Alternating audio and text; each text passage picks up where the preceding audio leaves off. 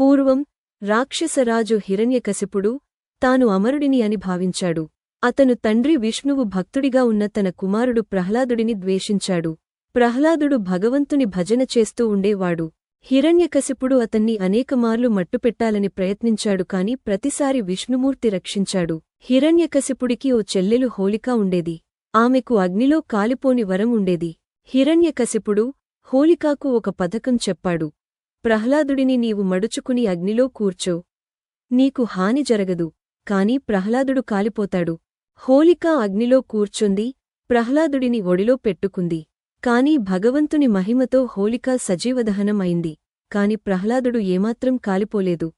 ఈ సంఘటన విష్ణుభక్తి విజయం, మంచిపై చెడుపై గెలుపును సూచిస్తూ హోళికా దహనం ఆచారంగా మారింది.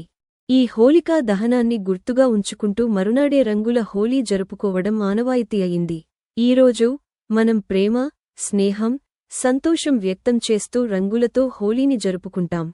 అందరికి హోళీ శుభాకాంక్షలు.